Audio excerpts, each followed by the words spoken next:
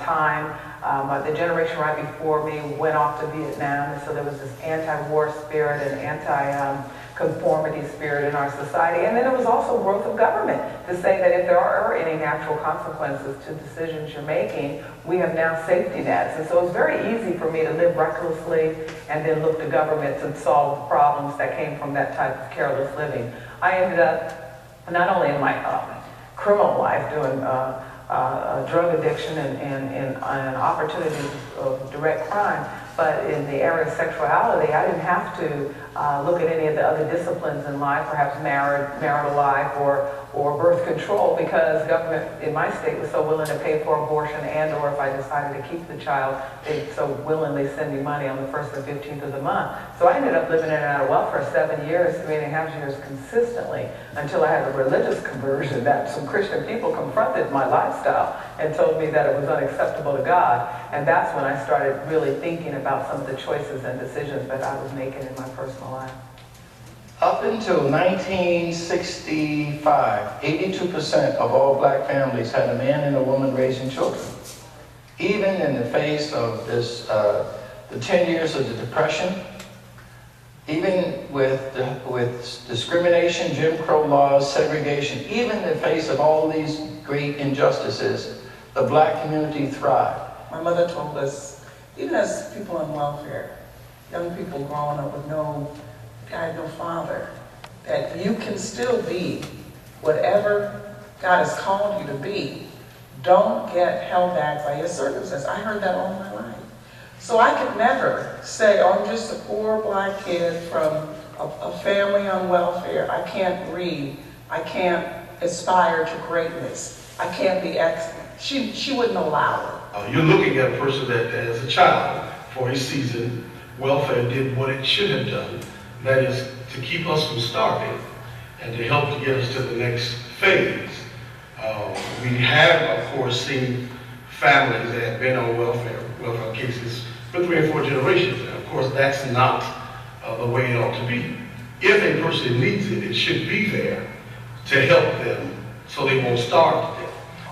And with what we've done with government being the middleman, we don't even know what they need. So we cannot help themselves, because according to government, there's nothing more that they do need except us to pay for their home and send their kids to shoddy schools and give them a little bit of check every month with some food stamps.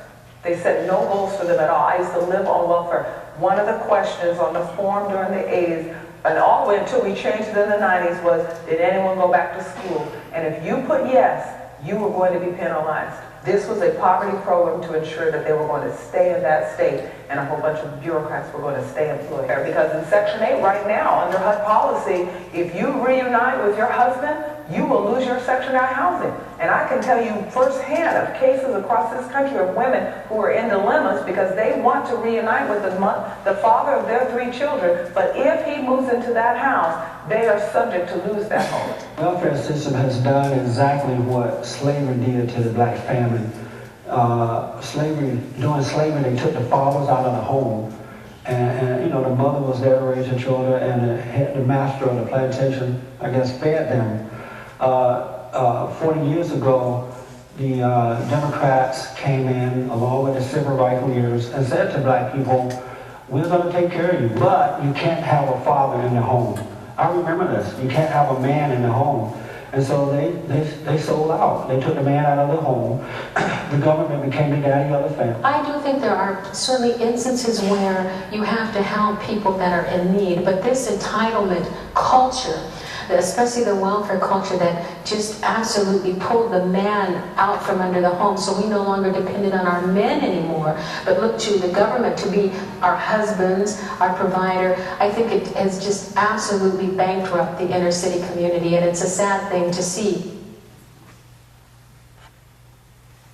Well, in the plantation, you always have the overseer, and his job was to keep the slaves working, scared, dedicated to master, fearing freedom more than they feared master. For my book, the analogy is appropriate because Uncle Sam's plantation, which is big government moving in on a specific people group and trying to convince them that they're happy as slaves to government, depending on them from womb to tomb. Publicly, when it comes to my audience, I am very vocal against the Democrats trying to convince me to shut up simply because they have already built, you know, a constituency within Black America. And the reason that I really confront them strongly is because they're frankly lying to Black people about their history in Republican Party.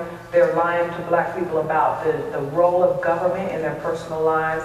And frankly, the liberal plantation mentality, attitudes, and laws have destroyed the Black family. We had a press conference the other day in the battle of the judges. And we came out pro Justice Janice Rogers Brown. Same day we have a conference. There is this Congressional Black Caucus automatically says, we're going to have a preemptive press conference. And they wheel out all these people. I didn't know that a handful of Black preachers, you know, 130 Black preachers in there, were so scary to the people that are in charge. But we are, because if Black people get off of this, you know, if you want to use the word plantation of the mind, that the democratic, the unaccountable democratic machine has it on, then we're going to threaten it. So it's important. I don't let them talk. I want more individual Blacks say, I'm tired of it. I'll pay the price. Call me an Uncle Tom. But I'm going to make my own life. I'm going to live as an individual. One hopes that one by one, people peel away, stop being so intimidated by the sort of Saddam Hussein leadership we have. But that's a very powerful leadership. And it really has us in the grip of fear. But those of us who are called Black conservatives are the freest people in the United States. We don't owe anybody anything. There was a time in our history when Black Americans succeeded without government assistance, and their communities literally thrived. With this rich history of success and achievement, why aren't young Blacks being taught these facts today? The wife of the man who claimed he owned me taught me how to read. Mrs. Hugh All. She'd been teaching me for nearly 1 year, until that day that I recall so vividly. You see, if you were the color of my skin, there were laws that were stated quite clearly. You were not allowed to read. Mr. Hugh All, my master, had learned, his wife had been teaching me.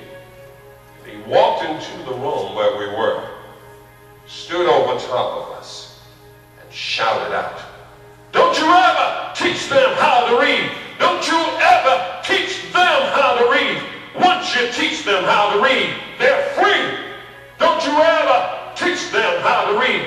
Not in my house!" No good to themselves or to us. Don't you ever teach them how to read. Not in my house, he said. I was recently talking with a group of major African-American bishops.